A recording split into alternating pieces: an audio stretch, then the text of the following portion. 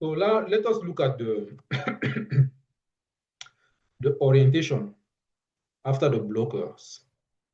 Let us look at the orientation after the blockers. So what do I call orientation?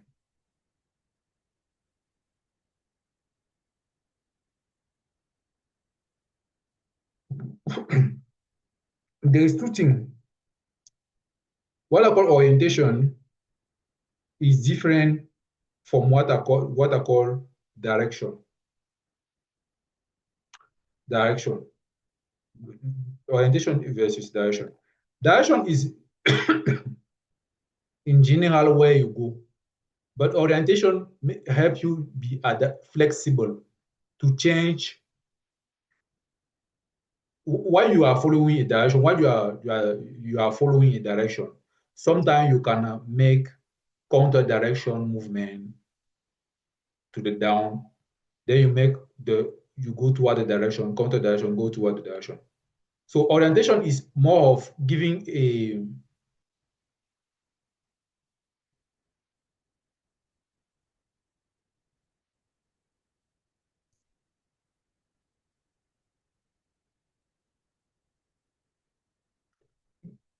provide the sense of the orientation, provide the the changes in movement. Let me take an example rather than babbling.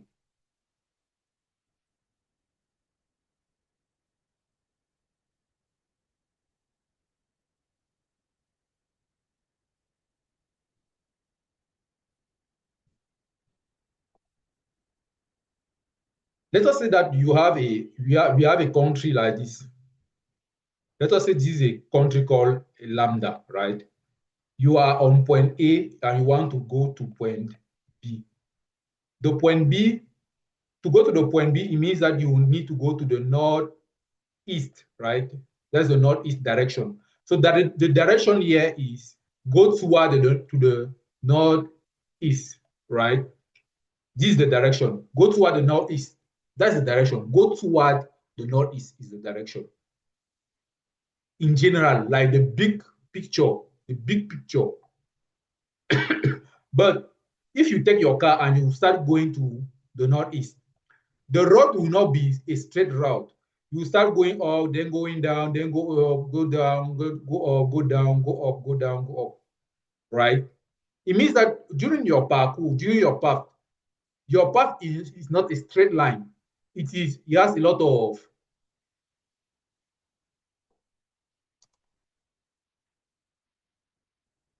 it has a lot of turning point. It has a lot of turning point where you need to make a decision that helps you follow the main direction, the global direction, right? That's what I call orientation. For example, when you take your car, you start going to the upside, then you go to the downside. Arrive here, right? If you keep going to the downside, you will not arrive on point B, you will arrive on point Z, right? And it will not be good if you don't change your sense, if you don't change the sense of your path here.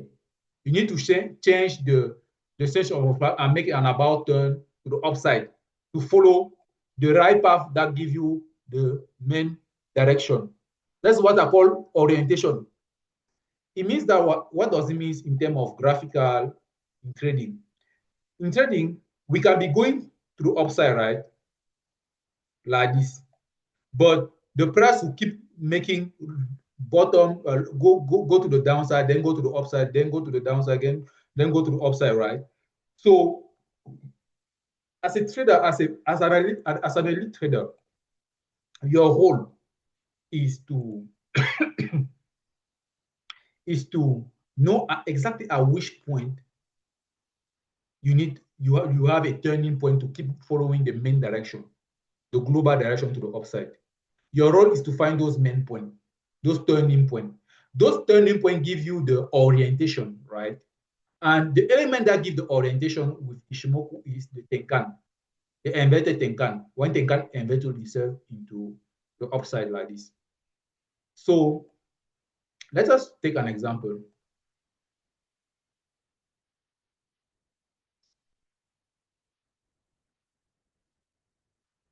Let's take an example.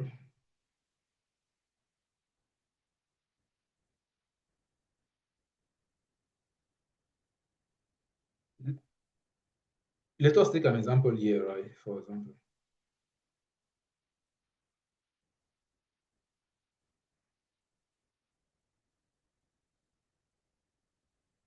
Okay, we are on 4 hour. To understand the direction, the linear. Now let me explain to you the linear orientation first, right? The linear orientation. The linear orientation is the fact that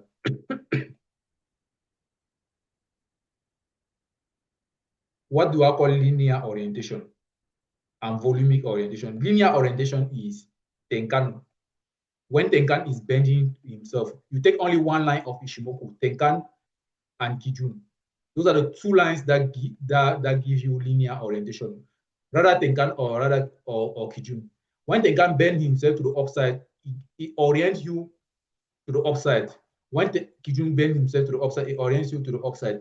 It's like when you are in this country, right, in this lambda country, and you are on point A, and you want to go to point B, and the road is like this, a little bit squeezy like this, like a zigzag. When you arrive on the bottom point here, you ask to somebody, where is the big town?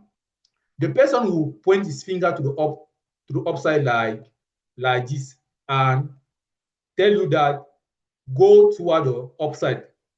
So the orientation toward where he is that is pointing is the point is directing you is toward the upside. But if you keep going to the downside, you arrive on down Z. But that's not the objective. Your objective is to keep going to the point B, right? Because this one is a turning point, right? It's a turning point. So the direction is literally the biggest point, the overall, the overall um, where the market goes overall, right, in general. But the orientation are within those turning point inside, you need to make a decision to keep following the big direction, right?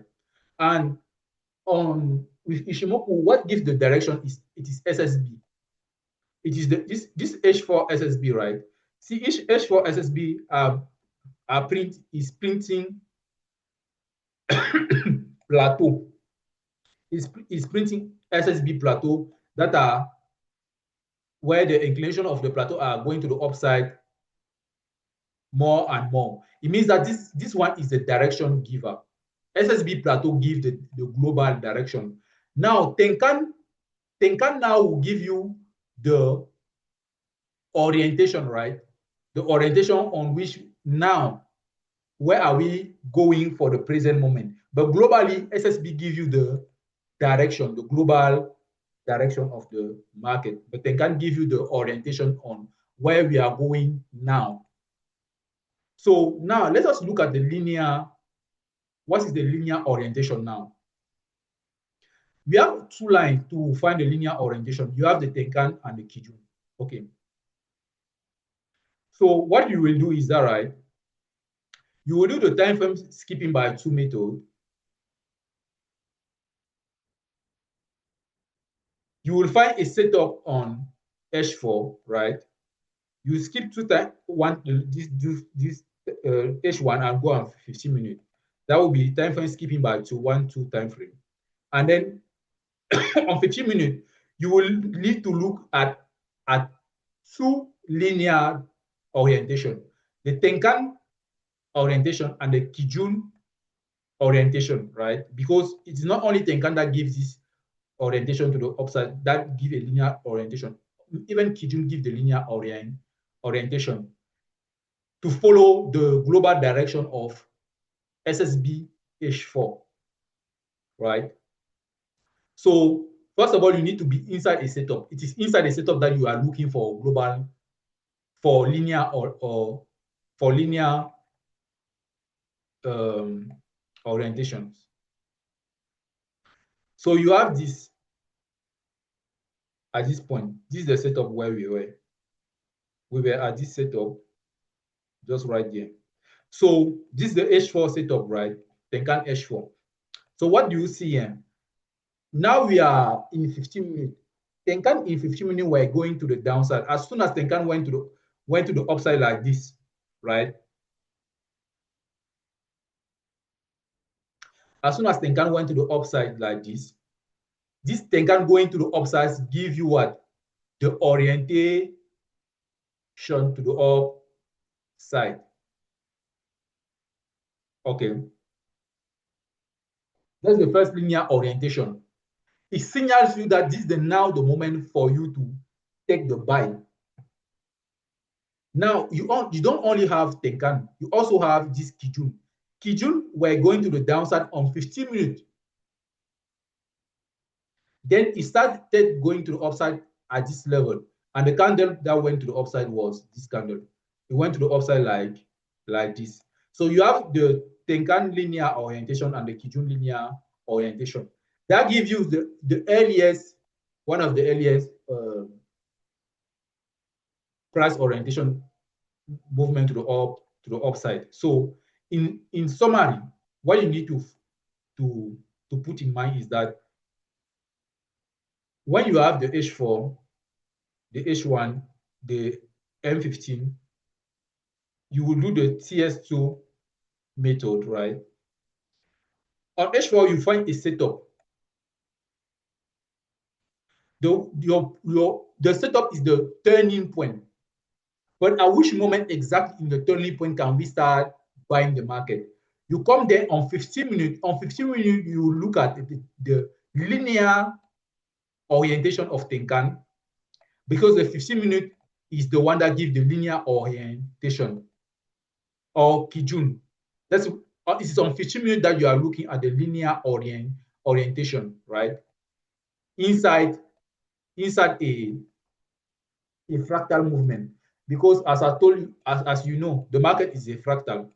The big movement that happened on higher time frame inside this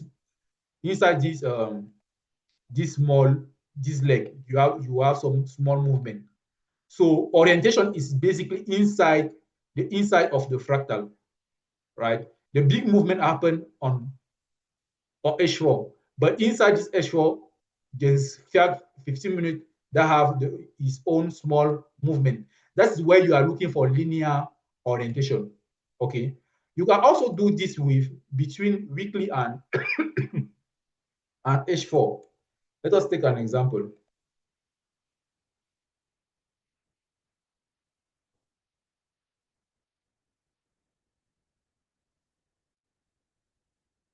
For example, let us take this case, right? This buy here. This one is a setup on H4, right? You see that the global direction on weekly is what? The SSB weekly is just going to the upside, right? And then you are inside a setup on weekly. You are inside a setup on weekly.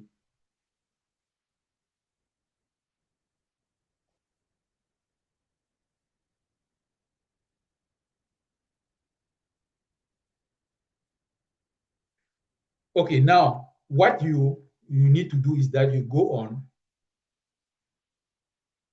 4 hour, right? When you go on 4 hour, what are you looking there? What are you looking at on 4 hour?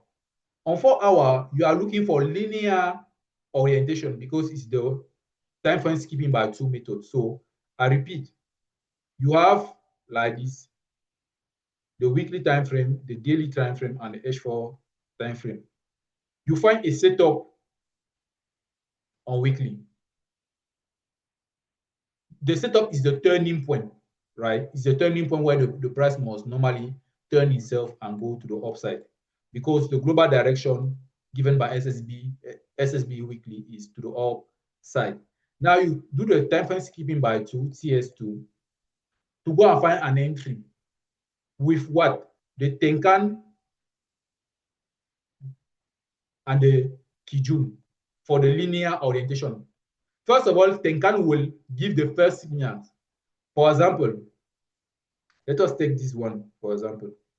When Tenkan started bending himself to the upside, this candle, right? Tenkan was going to the downside and then he bent himself to the upside here, right? This one is the first orientation, linear orientation to the upside.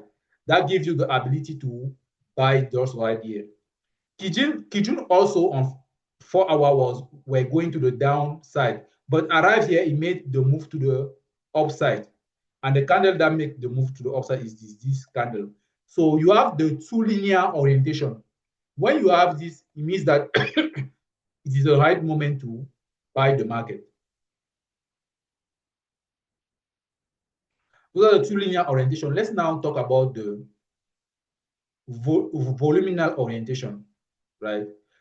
The voluminal orientation, you have two. The ticket cross, like the golden cross, what we call ticket cross, or the golden cross ticket cross, right?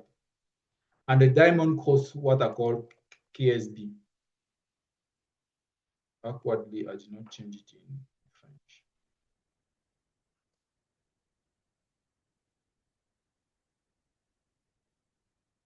I don't know why I did not change it.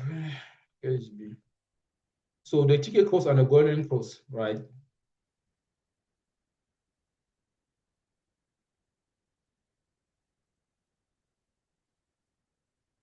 So now let's talk about the golden cross and the ticket cross.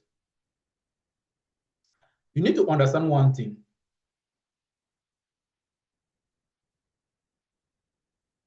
At this level, right, we are on a setup weekly, on inside a weekly setup, Kijun weekly setup, right? What you have first is linear orientation, Tenkan and Kijun. That gives you the linear orientation to the upside. That is the best moment to start buying now, because as soon as I show you that you can start buying me, I cannot. It is blocking one side. The downside is now blocked at 0% chance to go downside, but 100% chance is to go to the upside. So now,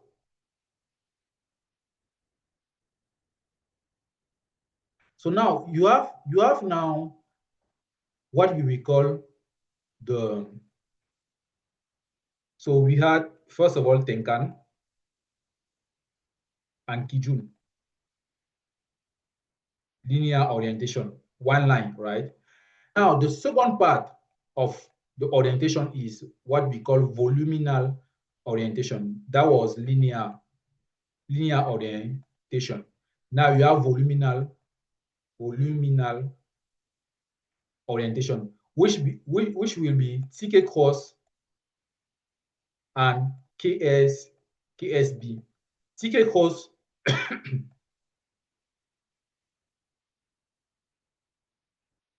TK cross like this, right? And KSB like this, right? So those will be the two voluminal orientation. So the idea is that as soon as you see a ticket cross like this is the ticket cross. This is the ticket cross, right? Don't get worried when you see the ticket cross has happened. Even if Tenkan is going down at this level, don't get worried about this small down movement, because the more important thing is the volumic orientation now, because the volumic orientation signifies that it's not just one line that inclined to the upside like Tenkan. Tenkan inclined himself to the upside here. That was just one line, like the how do I call it? The linear orientation. But now two lines are getting involved.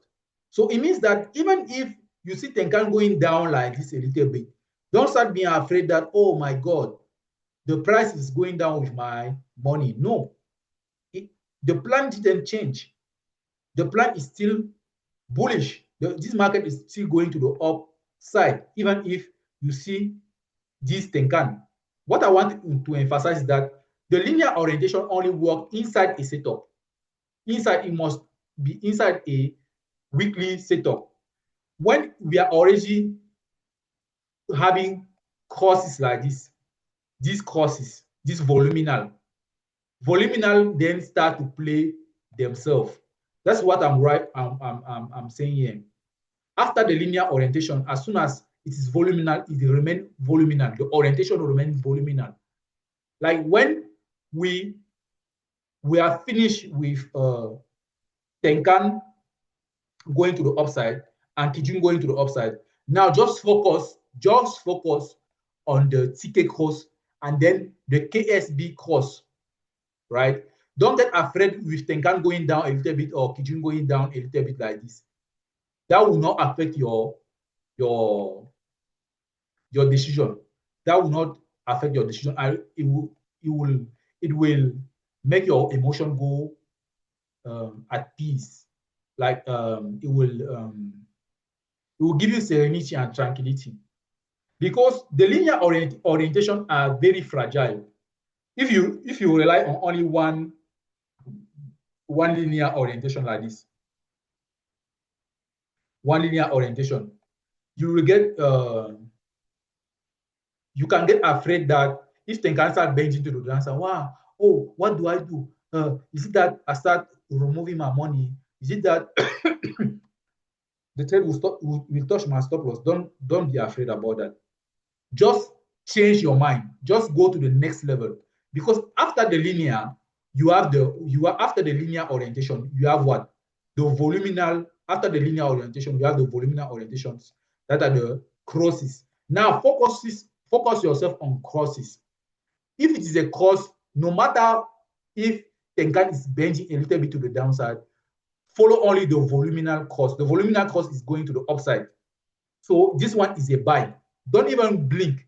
Don't even start to worry about this Tenkan going to the downside because Tenkan is really flexible. It is really fast.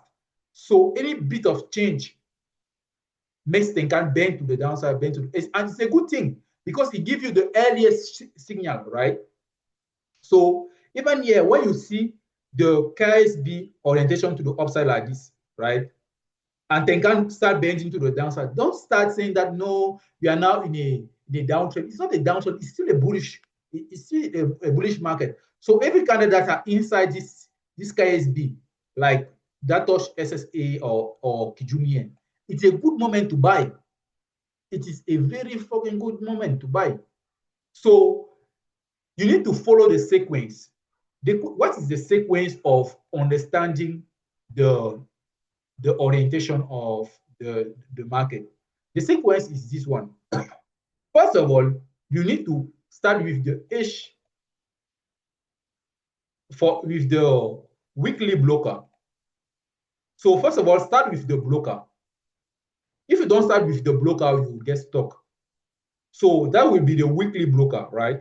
After the weekly blocker, go down now, you do the TS2, what I call TS2, right? Time frame skipping by 2 method. You go on 15 minutes on M15, right? What will you look at? Sorry, not on M15, on H4. Inside H4, what are you looking on H4? You are looking at two sequential things. First of all, the linear orientation, which will be Tenkan bending to the upside, signaling you inside this setup, it is the right moment to buy. And then Kijun going to the upside, right? And when Tenkan and Kijun has bended themselves to the upside, now focus on what? On the voluminal orientation of TK cross and KSB and TK cross. Don't start to worry about Tenkan bending while you are inside this voluminal orientation. Okay. Don't worry. When you are inside the voluminal orientation, know that voluminal orientation has more weight than linear. This one has more weight. The voluminal orientation has more weight, more significance in terms of where the price is going now. Let us do another example maybe on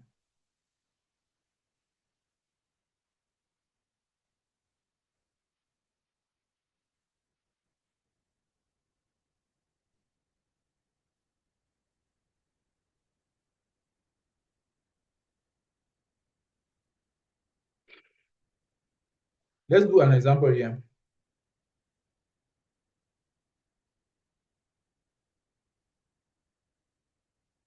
This one is we are inside a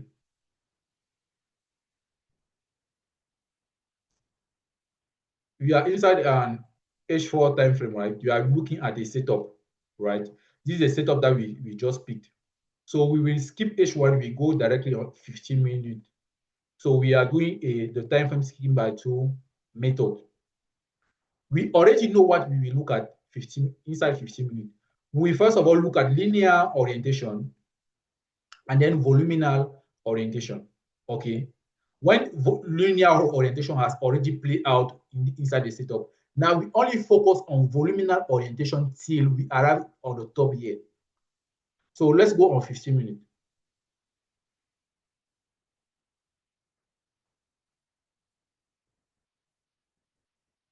Inside this one, what do we look at? This is a linear orientation, right? Tenkan went to the upside here. So we have bought at this level. Then that's the linear orientation with Tenkan linear. Then this is another one for Kijun, right? So the candle was this candle. So those two have been playing out now. So they played themselves as soon as they went to they were going to the downside. As soon as they went to the upside, they have already played their role. Now you need to stop worrying about them bending down at this level. Why? Because at this level, when the gun is bending to the downside here at this level, what is playing out now?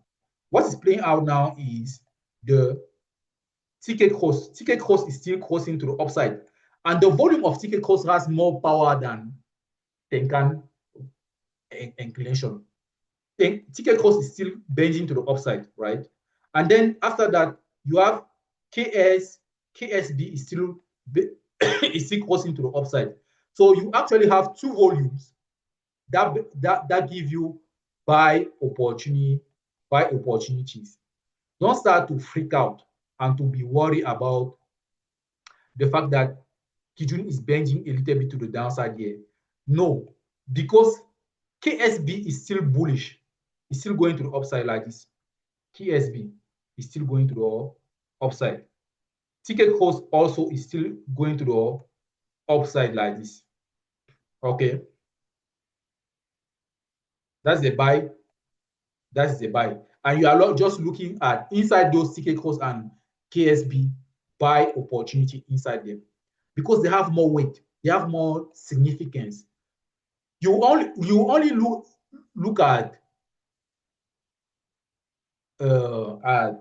linear orientation again only at the end here, only at the end here when we make the whole movement, when the voluminal will bend himself to the upside like this for a whole long period.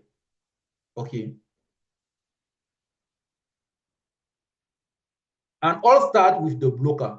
You need to understand that I did not make this one and focus myself only on 15 minutes. Everything starts from 4 hours on the blocker. You need to start with the blocker. People who don't start with the blocker and start looking at linear orientation and volumic orientation will fail. Start with the blocker on H4 or weekly, right? Then go on 15 minutes to understand the linear orientation and voluminal orientation. That's it. Now let's also talk about the high block risk. The high block risk, what is a high block risk?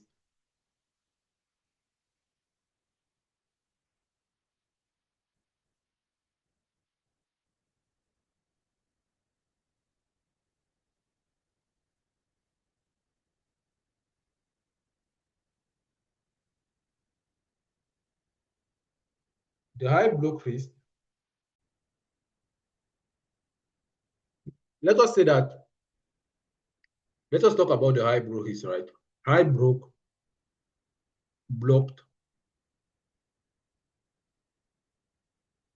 risk.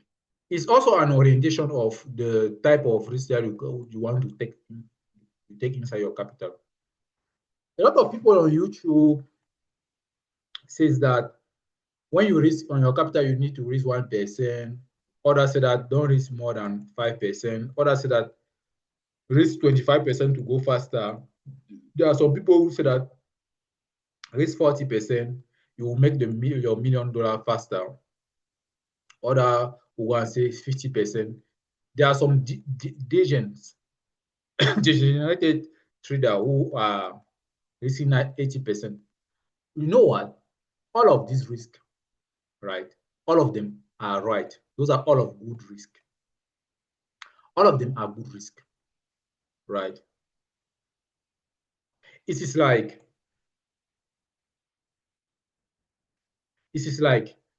uh your monthly salary is $1,000, right?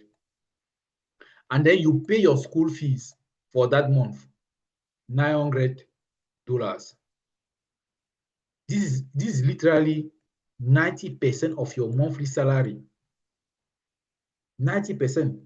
Those who say that 80% is gambling, 25% is gambling, 40% gambling, it means that even this movement where you pay your school is also gambling. It is also gambling because you are judging gambling based on percentage. And I'm not okay with that. All of that are good risk, even though degenerated trader on crypto, on Forex, gold, BTC, on all, nobody should judge it. All of them are good risk. Even this 1% is a good risk.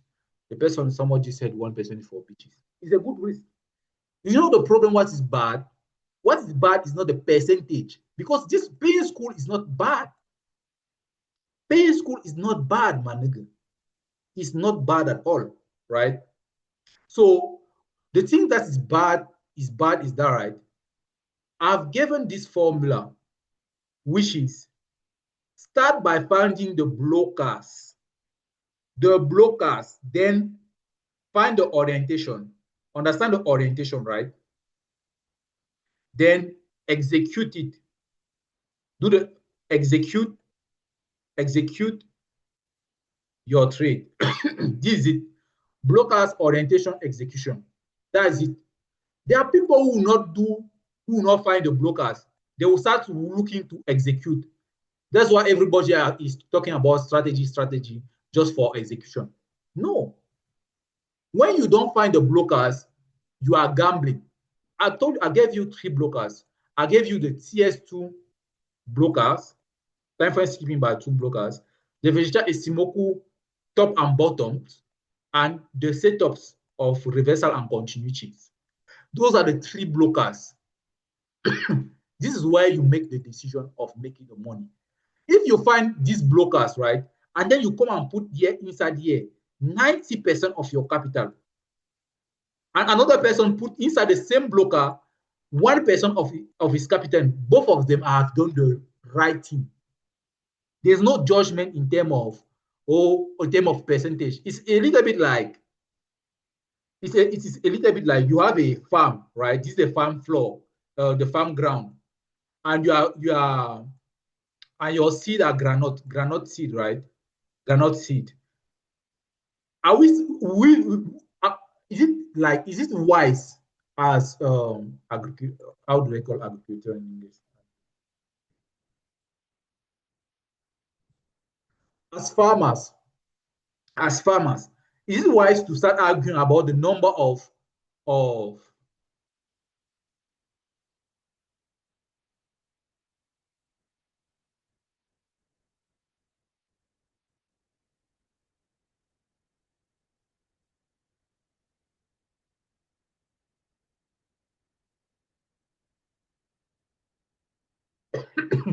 okay, is it wise that we start to talking about the number of seed? Like me, I prefer to put 1 seed inside. No, me, I prefer to put 3 seed in three granite seed. No, I prefer to put 100 granite seed. No, you know what? For me now, I want my farm to grow faster.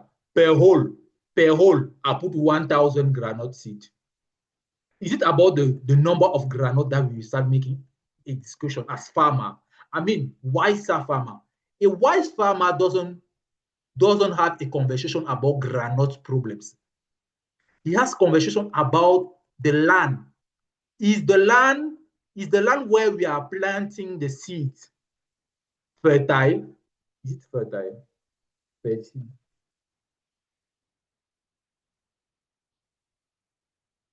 Can the land make our seed grow, our granite seed grow or not? That's what we call the blocker. The blocker is the land quality. If this land is a rock, no matter if you put 10,000 seed, if this land is a rock, no matter if you put 10,000 seed inside or one seed inside of granite, it will not grow. It will not grow. It's not about the execution, the number of seed that you are putting inside. That is the conversation that people should start even arguing on the internet or arguing between them. Elite traders are talking about the land, the blocker, the land, the quality of the land for the specific seed, right? The land must be fertile for the seed to grow. The ground should not be spoiled. It should not be watery. If not, this granite seed will not grow. That's the first thing that I need to emphasize. It's not the percentage of your trade that matter. It is the blocker that matter. Only the blocker that matter. Only the blocker matter. The blocker give everything. The blocker give everything. You know why the broker give everything? The market is moving to the upside like this. The broker comes here and blocks one direction and cancel the percentage of change to go to the downside. It says 0% to go to the downside. Only 100% for you, for your capital to grow. It is the same thing that the farmer does. The farmer go on the land and check if the land is suitable for granite. If it's a water land, like, how do they call it, marigot? I don't know. Waterland where there's a lot of water and earth. There's no ground. You go and plant granite seed there. Granite will not grow. Other type of herbs will grow, but not granite. So the blocker is the most important conversation for elite traders. So first of all, you must remove from your head the percentage per trade conversation. That is a bullshit conversation.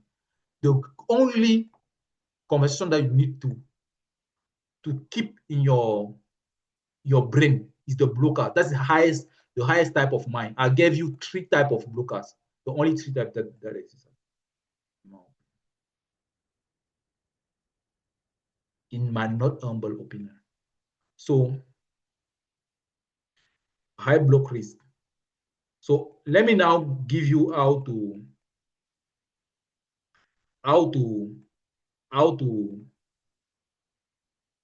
use the high block risk.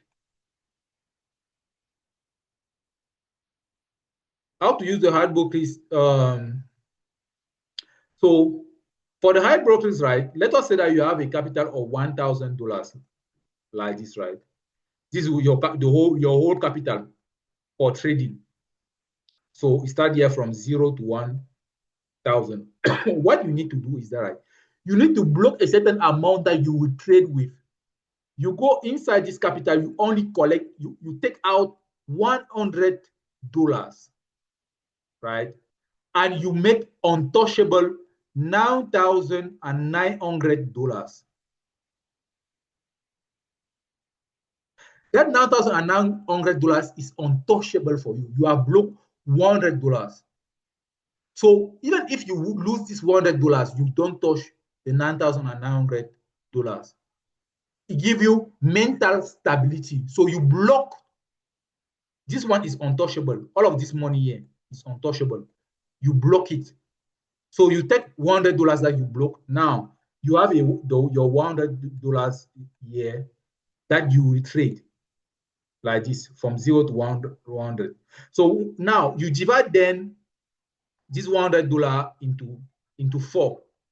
So you have $25, $25, $25, and $25, which represent 25%, right? So each one of your trade, you can take 4 trades inside this $100. One trade must not be more than $100, not more than $100. So, and here I advise you to take one trade at $25 for one trade. $25 for one trade. That represents 25% of your blocked amount. It is 25% of a block amount, and it's big inside your block amount, right? Then you risk 25% inside your block amount, not inside your whole one. Okay, I made a mistake here. This one is now $100. Not inside your whole, not 25% of your $1,000. If you take 25% of your $1,000, it will be $250. But don't do that. Block first of all. So first step, block a certain amount out of that capital that you will trade with. This is $100. The remaining money, don't touch it. Don't touch this $900. Don't touch this $900. It is untouchable. No matter what happens with this $100 above, never touch the $900. That's how you take high block risk. Now, the second step is that after you block a certain amount, go and take a huge risk on the block amount, 25%. So what will happen is that, right, when you have one trade, one position like this will be your $25 inside here, and then this will be your take profit. If you make, for example, a risk reward of 4, it means that this your entry, this your stop loss, and then this is your TP. It means that you have now $100. You made back your whole block amount capital in one trade when you have a risk reward of 4. So as soon as you have your $100, a new $100, then your new total capital will not be $1,000 only, right? It will add up like this, $1,100, right? So now, when you have $1,100, what do? You block again now. How much? $1,000. This 1,000 become now untouchable, and then you only use 100 inside to make your next trade with, and you divide the trade by 4. There are some people who can divide it by 2, like take 50% per trade in one trade. So it will take $50 in one trade. There's no problem with that. But you need to first of all block the amount of money. Block a certain amount of money. It is the same thing in life. It is the same thing in life. For example, a human body has 5 liter of blood, right? A human body has 5 liter of blood, like this. For universal donator, right? For universal donator, I think the blood group can be I don't know. I don't remember the blood group. But when you go to the hospital cannot take doesn't take more than 1 liter of your blood to donate to another patient, right? It cannot take 3 liters and leave you with only 2 liters here down here. You will die. If you don't block the amount of blood that you can donate to another person, you will die. It's the same thing when you do a car accident or you have a wound. There's something that we call the garrot.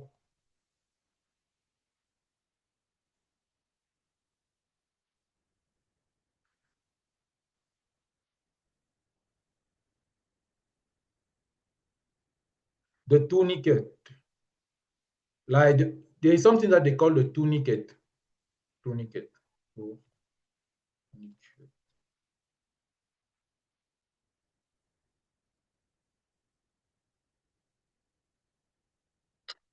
Is it a tourniquet? This thing now, yes, le garrot, no. Yes, is it? There's something that we call a tourniquet. When you have a wound and your blood start to go out of your system. Let us say you are playing football and somebody hit you on your face, right? And your face start to bleed. The first thing that we are looking for is a tourniquet that we can place on your neck to stop the bleeding. Not on your neck, maybe not on your neck, if not, you will not stay alive. But you can actually take some tissue to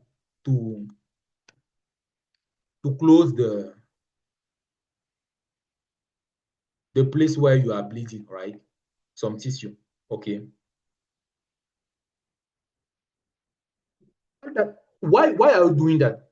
You are doing that to not lose all of your blood, because you know that by blocking a certain amount of blood, like 4 liters in your body, you remain alive. It is the same thing for trading. If you have a $1,000 capital and you go and risk 50% in it, your emotion will be scattered. Your psychology will start having fear, doubt, uncertainty, your entry, low self-esteem, low self-worth, and all. Just because your mental capability is linked to the amount of money that you have in your bank account, your trading account. So when you have an untouchable amount like this $1,000, right? That is untouchable. That's your savings. That is look like your savings. That's your life. That's your mental life in trading. And then you risk only the block amount. Which is $100. You enter all your setup, and you risk high on your setups. So let us take another example. Let us say that you have a prop firm. Let us say that you have a prop firm that is $10,000.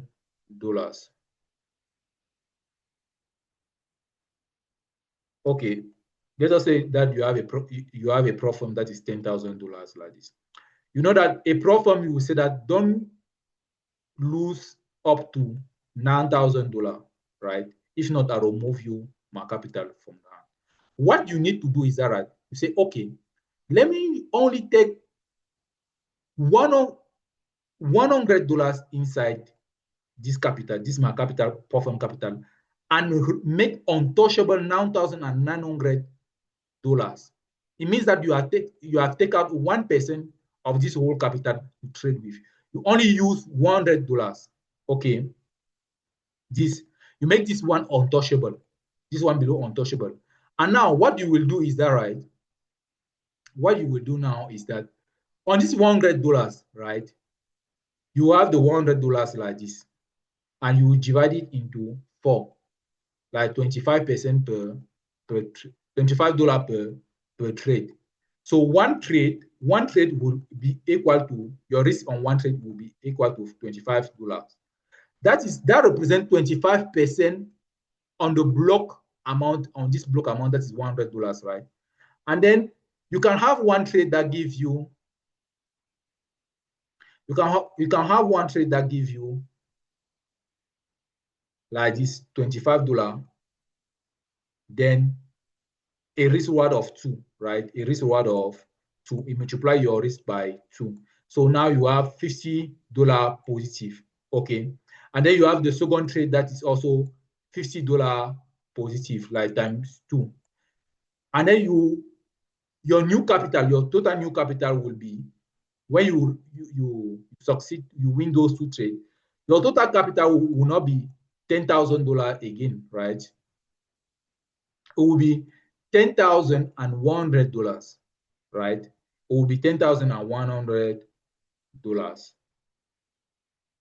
As soon as you have $10,100, right? You block again this whole $10,000 that is untouchable, because you have made a move, an advancement, a progression. and you only use $100 that is above here. That's how you take high risk unblocked amount. High risk unblocked amount. Unblocked risk amount. That's what I'm trying to explain. You collect 1% of your whole capital, and then you start risking a fixed percentage on it, like 50% or 25%. That's it. That's an orientation in terms of capital management. So let's now look at the execution.